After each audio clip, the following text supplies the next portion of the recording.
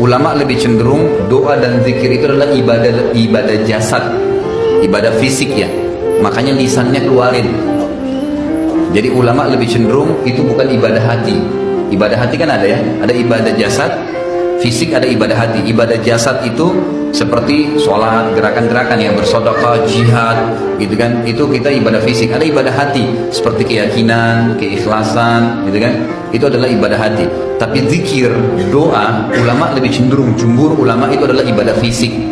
Makanya mereka mengatakan boleh dikuatkan keyakinan hati dengan apa yang diucapin sama lisan, tapi nggak boleh zikir dalam hati. Jadi zikirnya lisannya, nanti hatinya yang ikut meyakini itu. Makanya Bapak Ibu kalau lagi sholat duhur atau sholat asar, itu kan sholat sir ya. Sholat sir itu sholat nyecilin suara, bukan hilangin suara.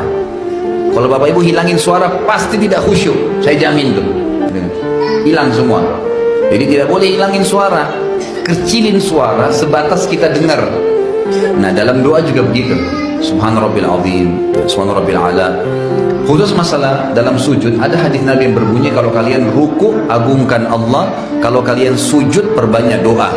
Suruh perbanyak doa. Di sini ulama rincikan ya. Ulama mengatakan karena disuruh perbanyak doa. Kalau ada orang Arab yang kebetulan sakit, lalu dalam sujud dia bilang dalam bahasa Arab, Allahumma shfini, ya Allah sembuhin saya. Bolehkah? Boleh saja. Dalam bahasa dia pakai, dia minta Allah sembuhin karena Nabi suruh berdoa dalam sujud.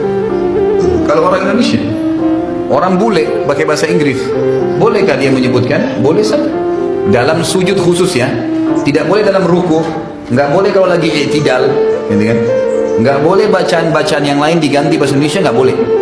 Misal subhana rabbil azim, Bapak Ibu ganti maha suci Tuhanku yang agung, nggak boleh bahasa Indonesia. Harus itu. Tidak boleh juga berdoa pada saat ruku, nggak boleh, karena nggak ada perintahnya. I'tidal, sami Allah liman hamidah, ada bacaannya, nggak ada perintah untuk berdoa di situ. Tapi kalau sujud, sabda Nabi beda. Kalau kalian ruku agungkan Allah, kalau kalian sujud perbanyak doa, karena sangat jarang doa ditolak pada saat sujud. Ya Nabi SAW disebutkan kalau berdoa sementara sujud lama sampai beliau tidak angkat dahinya, sampai beliau selesai menyampaikan doa-doanya kepada Allah SWT. Dan umumnya Allah alam, jumhur ulama mengatakan boleh orang menggunakan dalam bahasa apapun dan dia mengeluarkan suara sebatas dia dengar, sebatas dia dengar.